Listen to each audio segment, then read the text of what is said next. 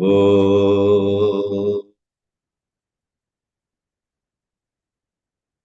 कृष्णाय वासुदेवाय हरये परमात्मने प्रणतक्लेशनाशाय गोविन्दाय नमो नमः।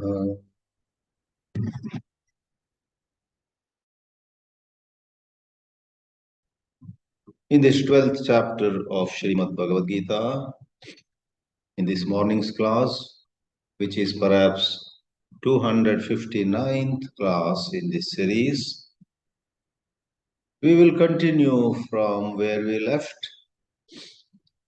We had gone up to the verse 14 as we had introduced this particular portion. The portion consisting of verses 13 through 20, the last 8 verses of this Dvadasha Adhyaya, are about the excellent human or divine qualities of someone, excellent or divine qualities of, as per Shankaracharya, Akshara Upasaka.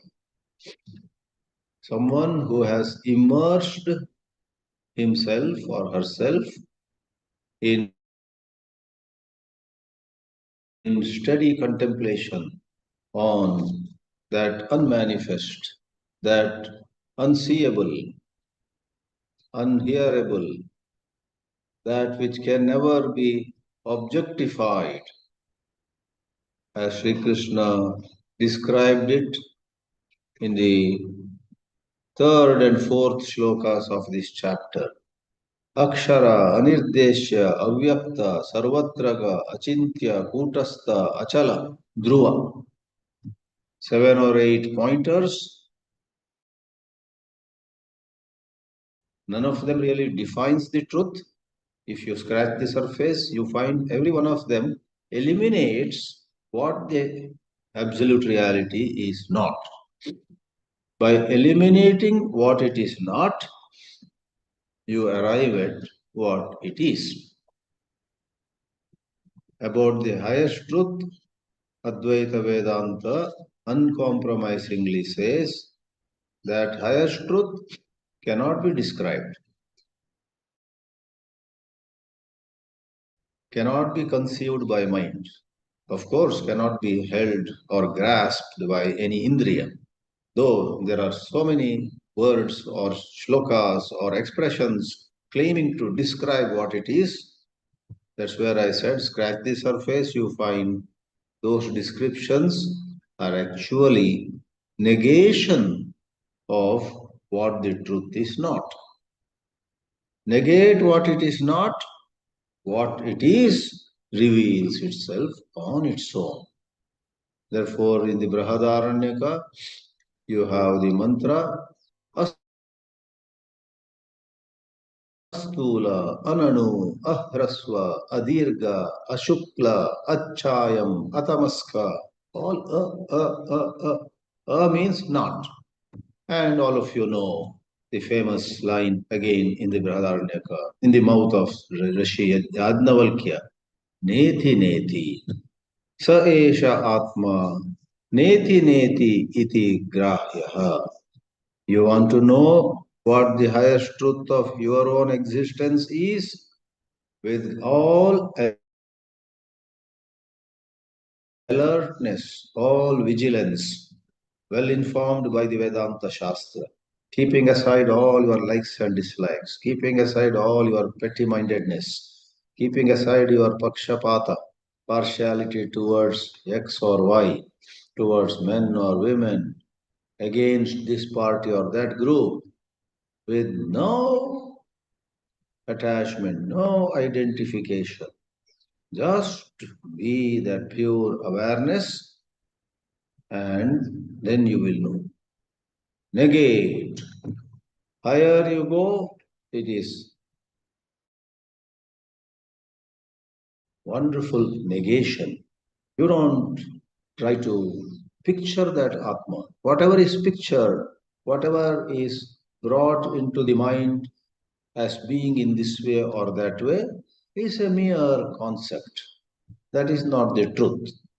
Therefore, all the Upanishads say in one voice, Yan manasa na manute, that which mind cannot think of, and somewhere else, that which is adreshyam, agrahyam, agotram, avarnam, achakshu, shrotram, apanipadam, nityam vibhum. Nityam vibhum, etc. seem to not have that but what is nitya?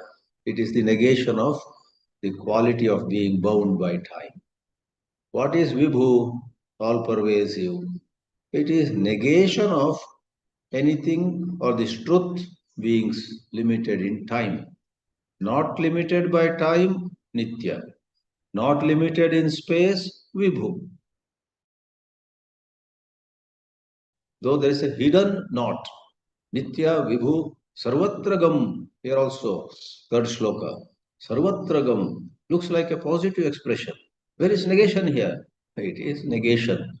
For our mind is ordinarily soaked in the concept of something being at a certain place only. Where is the Eiffel Tower? Or Paris? Where is Liberty of Statue of Liberty? New York. Where is what is that? Some wonderful conference facility they have made in New Delhi. Recently, the AI impact also was held there. Bharata Mandapam. Let me give a modern example. Bharata Mandapam or Bharat Mantap probably. Bharat Mantap is now the much talked about, wonderful, fabulous, high tech, you know, conference facility that is in New Delhi. The present government has made it a couple of years ago, and the International AI Impact Summit happened in Bharat Mantap. So somebody asks, where is Bharat Mantap? You don't say Sarvatragam. Bharat Mantap is not Sarvatragam. Statue of Liberty is not Sarvatraga. So to dismiss Statue of Liberty or Eiffel Tower or Bharat Mantap and millions of things which are limited by space, you have to use the word Sarvatraga. It's not that this truth literally goes. Sarvatraga means gachati. It doesn't literally go, it doesn't literally settle anywhere, settle everywhere. By nature, it has no spatial boundary. So for Sarvatraga, just this example would do. On the surface, Sarvatraga, all pervasive, appears to be a positive description. It is not positive, it is negational. And I feel tempted to connect it with morality too. When you reach excellence in morality, when you reach excellence in human values, when you detect the tiniest element of greed, of ambition, of selfish desire, you detect and see the ugliness of it, tiniest trace of cruelty, tiniest trace of possessiveness. You want your daughter to marry the man whom you love, not the one whom she loves. That is possessiveness. If you don't marry the boy I have brought before you, leave home. You don't be in this home, you shout. Don't bring that boy here. But if you love the boy whom I love, if you marry the boy whom I love, oh dear daughter, I love you, come. So this is a gross example, but in a million ways, alas, even in religious centers, so much of this is my person and that is another person. All this happens. So morality also goes to its highest peak when you are free from any such bias, any such prejudice, any such possessiveness, any such attachment, negate, negate, negate. And you may wonder, how can I negate? Are you saying I should negate hunger? Who is saying? Hunger is biological, it's not psychological. Do you say that if I appreciate the beauty of a rainbow, should I say, no, no, no, I should not like this rainbow. These likes and dislikes are not good. Oh, don't mix up. To appreciate the beauty of a rainbow is not psychological. It is rooted in seeing what actually is. Your mind doesn't make the rainbow beautiful. In fact, if your mind doesn't appreciate the rainbow, there is something wrong with your mind. Sunrise. If your mind doesn't like the sunrise, there is a problem with your mind. If your eyes do not enjoy the moon on a full moon night, there's some problem with your indriyas and the mana. Therefore, please learn to distinguish between what is God given and what is created by man. What is a prejudice, a bias that is injected into you by even so-called religious book. My God alone is true, your God is false, and therefore I will go to any extent to keep you away.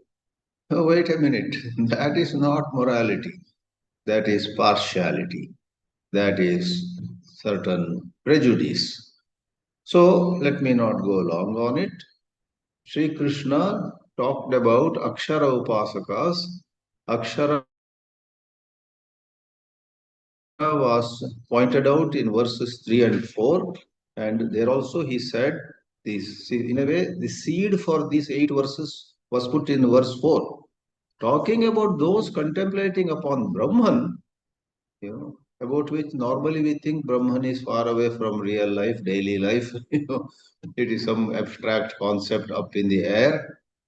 Talking about Brahma, Akshara Upasakas, Sri Krishna concludes those 2 verses saying, Sarva Bhuta Hite Rataha. Sarva Bhuta Hite Rataha, ever engaged in doing good to all life forms. They are kind to not only humanity, they are kind to animals and plants. They are kind to all life forms. Reverence for all life. So, how can that emanate? How can that arise from this Akshara Upasaka, which has no taste, no color, no form, which has no music, which has no drama in it? You may ask. That is the height of philosophy. You are so accustomed to enjoying piece of music or dance, you do not know the music which is inherent in your own heart. Therefore, Atma Chintakaha, those who meditate upon the true nature of the pure self, automatically become extremely good people. Therefore, we saw, let me read only the shloka 14th, we saw 13 and 14 we saw. Santushtaha satatam yogi. Thanks to his contemplation upon Brahma, automatically a tremendous contentment, unfathomable contentment rises in him. Not by writing on a piece of paper, I should be content with whatever I have. Write it in big bold red letters and put it on the wall and every day read 3 times. You can't go so far in that. Therefore, it is said, the value is not cultivated, really speaking. Many people don't understand this. A value is not cultivated. A true value rises when what is false is negated. This is higher philosophy.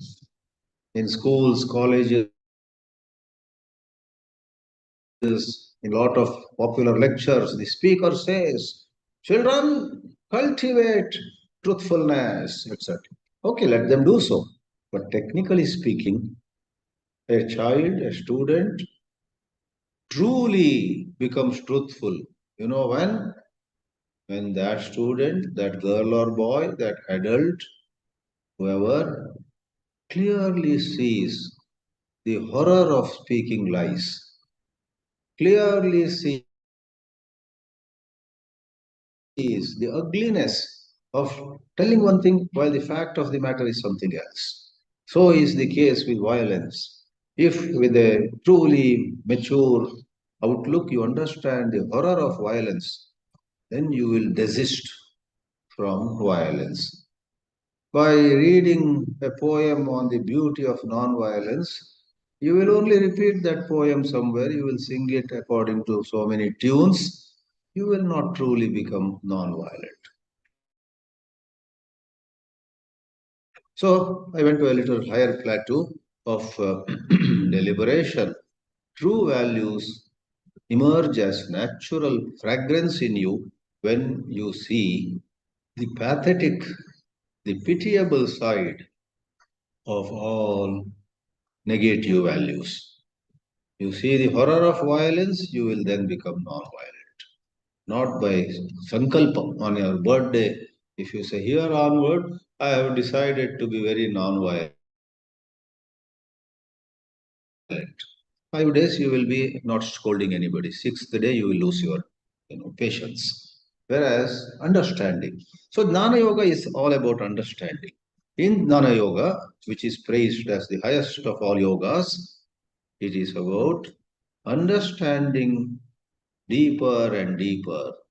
So Akshara Upasakas were described in the 14th, which we saw, Santushtaha, content, ever happy, ever cheerful, and so on. Now we come to the shloka, which I guess Mahatma Gandhi and many others deeply loved. Gandhi was so touched by Bhagavad Gita. Till his last breath, Bhagavad Gita was his companion. Though today many people criticize him for how he implemented all that, because there are some who say in its implementation he was not impartial, etc. Let's not go into it. As I have said before also, in a way we are not qualified to comment on such great persons. So, but he was nonetheless very deeply touched by some of these shlokas. Therefore, he did experiment with his life. All of you know, M.K. Gandhi titled his autobiography itself as My Experiments with Truth. And he was sincere. In that, there is no doubt. In 100, in 1,000 things, he was tremendously sincere. But it seems some bias. Some had one piece of advice to Muslims and another piece of advice to Hindus, etc., is being talked of. It's all very controversial. God knows whether someone so great as M.K. Gandhi had some kind of bias. Albert Einstein said about Gandhiji when there was a book kept somewhere, uh, maybe at different big cities. Einstein walked into some place and wrote in the book where it was meant for people to write a comment. That statement is famous. Einstein's words on Gandhiji when he was shot dead by Godse. What were those words? Generations to come will scarce believe that such a man in flesh and blood ever trod this earth. For generations to come, we won't find such a man. So he had aroused such great admiration in the hearts of millions and millions around the world. Much later, Martin Luther King Jr. in United States and South Africa, that Nelson Mandela. Yeah, 27 years he spends time in the Robben Island, a very, very difficult time, but be deeply inspired by Gandhi's non-violence. He decides not to hate the whites. So when he becomes the first president of independent South Africa, he says, no way of taking revenge on the whites. These white people from Europe, yes, they tormented us. They, what you call, there's another, oppressed us. That's the word used. Yeah, we were the oppressed. These were the oppressors. But that doesn't mean that we give back hatred to the hatred that they showed us. Let us love on. He refused a whole lot of uh, biased treatment. So, about such a man, Gandhiji, let's not come to judgment, but let's be aware of different opinions rising in the air these days. So, we have here this verse. This deeply impacted him. Yasmano dvijate loko लोकानो द्विजते च यः हर्षामर्षभयोद्वेगैः मुक्तो यः स च मे प्रियः. In fact, I must confess, in the early years when I saw Shankaracharya interprets these shlokas as the characteristics of Akshara Upasaka, I said, though I am very devoted to Adi Shankaracharya, in my mind I said, "Ah, but every shloka says, Yo mad bhaktaha same priyaha, bhaktaha, bhaktaha, bhaktaha. So this is a Bhakti Margi's characteristics. Why is Shankara saying Akshara Upasaka's characteristics? Then my own journey advanced further and further. Ramana Maharshi, J. Krishnamurti, and so on. They gave me a deeper understanding of even human values. That is where I noticed Advaita Vedanta became even more convincing. Very interesting this is. Though I already elaborated in this lecture itself, let me say once more. You meditate upon that Nirguna Nirakara Tattva, a million Sadgunas emerge from you. Because the million Sadgunas, virtues, don't come from anywhere else. They are all in the pure self. Just as Chit is pure consciousness with or without an object. But all knowledge of objects, all knowledge of physics or chemistry, economics or history is made possible by the Chit principle. All Ananda of Rasagolla or pizza, of a movie or some great music, all happiness comes from that unqualified happiness, Ananda, in the string of pointers, Satchit Ananda.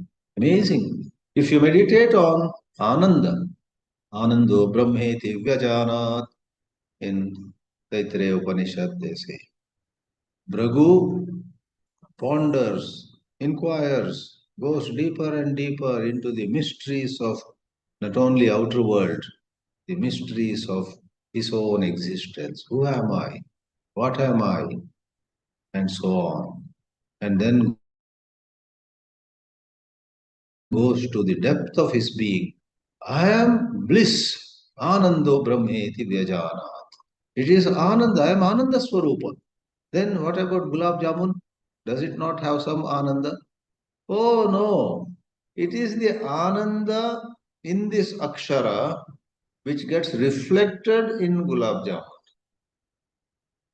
At different phases of our life, we get Ananda seemingly from different sources. And later on, we find those sources, some eatable, some music, a happy married life, having wonderful children playing around us, looking at those little children. Later on, looking at the sweet grandchildren, we feel blessed. But all that actually comes from the pure self, which is indescribable, which has no name. Then, as this was further made clear in their own languages, Ramana, J. Krishnamurti, Nisargadatta, all these great masters, we call them high plateau masters. Pujya Swami Chinmayananji had said it all, but since his teachings had a greater spread, he would make a profound statement, but next moment he would talk about karma yoga or something. Therefore, and also we were growing. So we were growing in our philosophical maturity. Therefore, in many cases, some kind of insight may come to us when we study some other book. Our own initial gurus would have said it. So, it is Aksharopasaka. The meditator dwells upon the pure self. And then, when the meditator has to interact, you see beautiful, humane behavior on his part. He did not meditate upon a moral book. He did not contemplate upon a book of morality. So, no, I'm not getting that. There are certain books on ethics. I think there was a very famous book in America, the Book of Virtues. Very big book, 500 pages. Somebody presented me with a Book of Virtues, I think it's called. Two authors, they took great pains. The Book of Virtues. And I guess they wrote one or two other books also of that size and of that kind of category, that genre. The Book of Virtues was a wonderful book, very handy for speakers. Basically, that Book of Virtues talked and talked on truthfulness, honesty, integrity, loyalty, cleanliness, you name it, compassion, broad-mindedness, forbearance, whatever. For every one of those virtues, that Book of Virtues had a nice story. Of course, in the American milieu, American lifestyle, examples were all from the American citizens, children, adults, women, parents, and so on. I used to use it sometimes to give a short talk to youngsters and so on. So, does an Aksharupasaka draw from that kind of stories, that kind of elaborations, couched in some cultural setting?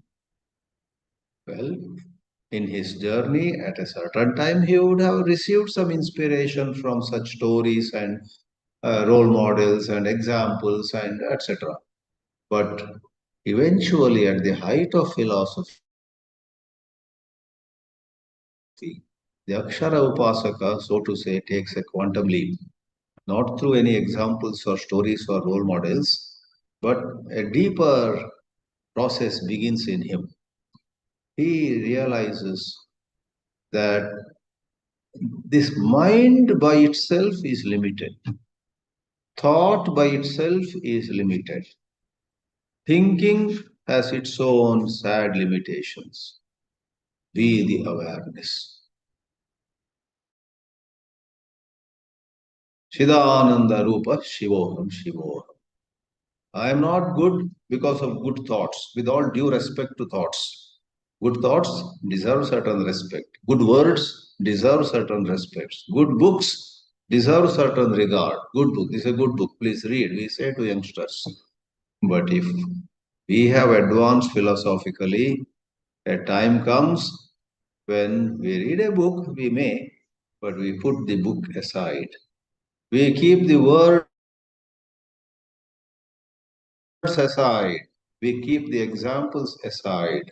And we learn to remain silently aware and let the mind bring any thought. We learn the art of watching thoughts without either indulging in them or resisting them. We don't fiddle with, we don't, what is that other word, tinker. We don't tinker with words. We are fed up of that. We have passed that stage. We are not interested in pushing away a so-called bad thought and inviting a so-called good thought. That is all lower exercises. Good or bad, noble or ignoble, violent or loving, let the thoughts come in a parade. As Pujya Swami Chinmayananji used to say, let thoughts come in a parade, you stand and take their salute. There is a march past, right, in police and army, and there are so many occasions where a chief guest of the function, Republic Day, you are the chief guest. You stand on a little raised platform, and boys and girls or cadets, etc., they come top, left, right. And when they come exactly before the chief guest, they turn towards the chief guest and do a salute. And after some time, it's a pleasure to watch it. That was the analogy Swami Chinmayananji used to give us for advanced meditation. Be the Sakshi, be the witness. Be the witness of the march past, of the parade of thoughts. See, there is the hint that higher meditation is not about playing with thoughts. It is not decorating ourselves with good thoughts. It is not about washing our mind clean of bad thoughts. It is about being the witness. That is Akshara Upasaka. And when you have done Upasana on this Akshara, Aksharam Avyaktam, Sarvatragam, Achintyam, Bhutastam, Achalam, Dhruvam, which Angirasa says to Shaunaka in Mundakopanishad. Yatta Dadreshyamagrahya Magotra Mavarna Machakshu Shotram Tadapani Padam Nityam Vibhum Sarvagatam Susukshmam Ityadi. And to this lady, Gargi, last Friday we took it in Upanishad class. To this lady called Gargi, Yadnavalkya gives a long, spiritual instruction. Astula, Ananu, Ahrasva, Adirga, etc. I quoted it in this class itself. So that is, as per J. Krishnamurti, being passive awareness. This expression passive awareness puzzles anybody because we love being active. Passive has generally a negative connotation. Everybody is enjoying a dance by some children, and one uncle is with an expressionless face. Then you shake that uncle. Uncle, see, all are enjoying. Why are you sitting so passively? Come on, first in between, like us, you also say, wow, how nice. My granddaughter is doing so well. Be active. Don't be passive. But Krishnamurti says, you must have passive, choiceless awareness. There also we have a problem initially because we believe in making right choices. That is a very popular plane. It's also valid on that level. Please don't think that I am mocking at making right choices. I myself am poor in making right choices in daily life. Viveka is required. So, but Krishnamurti talks, and it's pure, goes so well with Advaita Vedanta. Be that choiceless awareness. See, once you make a choice, then your conditioned mind is operating. You are no more the Sakshi. The Sakshi, the witness, alertly observes, intelligently observes. But let me hasten to add that intelligence is not of conditioned thought. If you are conditioned by Hindu scriptures, by Muslim scriptures, by Jewish Torah and Christian Bible, if you are conditioned by a certain lifestyle, vegetarian living, non-vegetarian food habits, either way, any conditioning will make you choose. Therefore, can you be aware of what is happening in your mind? Can you be aware of what is happening in your mind without choosing? That means, let me simplify it, without yielding to an influence of your past. You are raised in a certain culture, that's your past. Somebody else is raised in another culture, that is past. The members of Semitic religion are raised by every Sunday they are told, every Friday they are told, don't worship idols. So they get horrified when Hindus make big Hanuman idol, etc. You know, Hindus are they're raised with the adoration of beautiful idols. Both are conditionings. So the going to the very root of your existence, stay as awareness, choiceless awareness, passive awareness are puzzling words. I hope these. I'm not trying to educate you in J. Krishnamurti. That is part of my journey. But I hope that some light on such expressions, passive awareness and choiceless awareness, gives you a better understanding of Vedantic concept of Sakshi Bhava. A Sakshi doesn't interfere. Sakshi, the witness, doesn't interfere, doesn't pick one and drop another. The Sakshi observes all, and it is intelligent observation. And that intelligence is not born of will. Okay, I'm going to be intelligent. There's no decision, no sankalpa. This intelligence we are talking of is your nature. Deep inside you, so to say, you are of the nature of intelligence. I have quoted him many times. Dada Govand wrote an autobiography of himself, that saint who lived a little near Mumbai. Dada Govand, not Govind, but Govand. His autobiography, which had 50% his life journey, where he met many Mahatmas, and 50% of that is his teachings, Dada Govand. So his book is titled Intelligence Beyond Mind. That's a very, very fascinating topic. Can there be intelligence beyond the mind? We think that beyond and behind or beneath the mind there is a dead silence. First, we think this pure awareness, though Vedanta praises it as Brahman, uh, this pure awareness where there are no thoughts, no emotions, no color, no taste, must be a dead thing. But no, this pure awareness is the life behind all lives. Pranasya pranaha, chakshushas chakshuhu, shrotrasya shrotram, manaso manoyad, vachoha vak. Right? So these are all, that's why, sustained study of Vedanta will give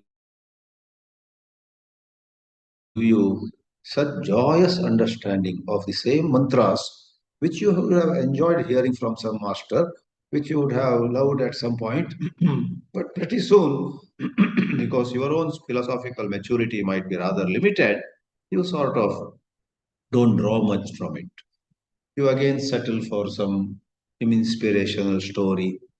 You settle for chicken soup for the soul, or a vegetarian version could be a, what is that? Sweet sweet corn. I'm very poor in remembering names of recipes, which I might have taken 100 times. Sweet corn soup, sweet corn, tomato soup, whatever soup it is. As you know, the very famous series of chicken soup for the soul is a set of stories, inspirational stories, reading which you change your outlook. You are about to be revengeful towards someone, you become a little broad minded and pray for him. May he come around. Yeah, what he did yesterday was horrible. But after all, he is my own cousin, she is my own niece, whatever. And I will not have any revenge against her or him. I only hope God will bring her back to right track. Such a change can happen when you read some inspirational story. So it should suffice. I have gone long enough. If I have done a lot of Akshara Upasaka, I would not have talked so much because we draw more from stories than from true Akshara Upasana. More Akshara Upasana you do, without much words, you will influence people. If you have done less Akshara Upasana but read a lot, you will talk a lot, but the impact on people will be less. Somebody like Ramana Maharshi talked very less. Nisargadatta spoke quite less relatively. He's not like a regular speaker on various platforms. But what a deep impact they made on people. And J. Krishnamurti talked a lot in some sense, not really so much. He gave a lot of lectures. But about him, it may be said, most of what he said nobody understood. But audiences sat very seriously. They came year after year. And at the most, some bits and pieces they understood. But most of it went above their head. I myself heard one lecture by him in 1981 in Madras, Chennai. And I was so restless in my mind that time. Now, neither I heard him properly, nor whatever I heard made any impact on me.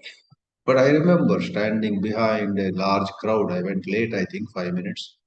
So I was behind and standing. I didn't get a seat. Stretching my neck, I heard him. I saw him seated below a tree in Vasant Vihar, the headquarters today of Krishnamurti Foundation India.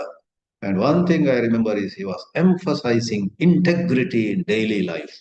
Integrity, he would pronounce that. Even now I remember. Many years later, of course, I watched that video and unmistakably I recognized it. Yes, this black and white video is the talk I heard face to face in 1981 in Chennai. So, all right. Yes, ma, no, dvijate lo. The word meanings of this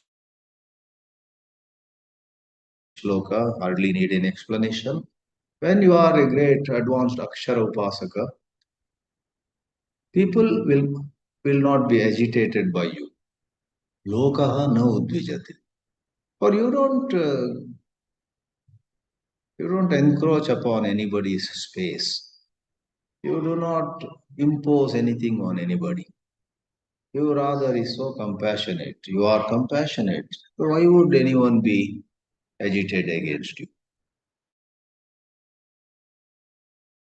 Though sometimes you find people get agitated about some a saint's behavior and they even stone him, they even crucify him, they even shoot him, they even what you call banish him, all sorts of things. In our times, now he is no more. Thich Nhat Hanh was a great Buddhist monk, and his country, Vietnam, became so dangerous to live. Perhaps he would have been killed either by his own people or by I don't know whom. There were so many factions there. Sometimes a saintly person could be killed by his own group for some reason, or could be another group. But he ran. Dalai Lama ran. Dalai Lama escaped from China occupied Tibet and found shelter in India. Thich Nhat Hanh ran from Vietnam and for some 40 or 50 years he did not visit.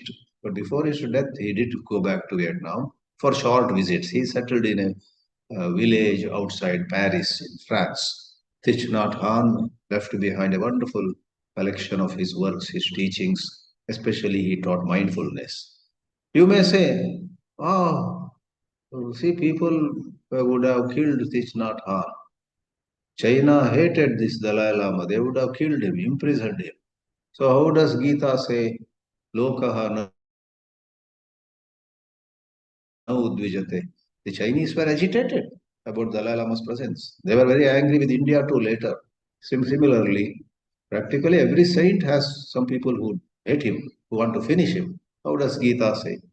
So we say, if they get agitated, if you scratch the surface, you see the inner truth of the matter, you will find that those people are so messed up. It is their negativities which make them hate this saintly person. He doesn't, if you are looking at the scenario with the objectivity, you will see that he would not have done even an iota of anything to make them hate him. But they hate him because they have their own opinions. It is like if you see a rope as a snake and then get a stick and go on beating it. Do you blame the rope? They saw the rope as a snake and brought a stick and beat it several times. By the time they realized they were beating a rope and not a snake, the rope had gone to three pieces. What can you do? Therefore, Jesus rightly said, "Forgive them, O Lord. They do not know. They know not what they are doing." Something like that. So, Buddha and Jesus and so many, Ramana and Nisargadatta, Santa Jnaneshwar and all those saints and sages in different parts of India, as most of us know, they would not have played any role. But it is totally the misconception of the Loka, which plans to finish them off and so on. Lokat no dvijate chaya. The Akshara Upasaka will not get agitated, will not get disturbed. Then you may say, no, no, but see, China hated or whatever, they had an agenda to imprison or do whatever. Now, Dalai Lama ran away. That means he was agitated. He was afraid. He was nervous. What will they do to me? Before they do something to me, I must run. That is your imagination. Dalai Lama would have faced death, would have faced imprisonment, would have been at peace with whatever would have happened. So is the case with evolved souls like this Nathan. So second part, lokat na udvijate, also should be understood very carefully. The Akshara Upasaka is so well established in the understanding, to use the Vedanta language. The Akshara Upasaka is so well established, nothing can happen to me. I am the pure self. I cannot die. Then why did Dalai Lama leave? I'm not saying Dalai Lama or Thich Nhat Hanh were enlightened or of the highest order, but they are, of course, they are way higher than us. Therefore, no harm in taking examples of some very saintly people who superficially were afraid and ran away. No, it's not a fear. They would have consulted. Maybe they would have first said, no, no, I won't leave my country. Why should I let them do anything? But some well-wishers, some staff, some disciples would have prevailed upon them for our sake. And also, what is the point? There's so much disturbance here. Please come, let's go to India. In India, you can continue to serve the cause of Dharma far better. You must serve the cause of Dharma. Therefore, Ramanuja had to change places. I don't know of Shankara being threatened anywhere, but Ramanuja was threatened by some groups and he had to leave one place and go and settle in another place. Then I guess another place. I don't know, Madhvacharya. Many, you know, in the lives of many saints we find in a certain place they are misunderstood and then they leave. It's not to be understood, not to be interpreted as out of fear, etc. A sense of what would make possible service. So they go to another place and they sing the glory of God. Aksharopasaka would transmit, would share with people the wisdom of Brahma Vidya. Did Vivekananda go to America for making money? Certainly not. He did not go to Chicago. He did not go here and there for any worldly purposes. But his master had said, "You have received a certain extraordinary spiritual wisdom, and you must share it with all." Therefore, he went to America. He went to many places, which would make possible that sharing work, dissemination to a greater extent. There was nothing selfish about it. So he was not agitated by the world, and the world was not agitated by him. And harsha, amarsha, bhaya, udvega, four more negativities. For some selfish reasons, you get elated. Again, when your ego is feeling insecure, you get angry, amarsha, anger. When the ego is insecure, you feel afraid. And when the ego has been insulted or put in some difficult position, udvega, agitation. So ego-centered harsha, amarsha, bhaya, udvega are not in him. Saha me priyaha. Om Namo Bhagavate Vasudevaya.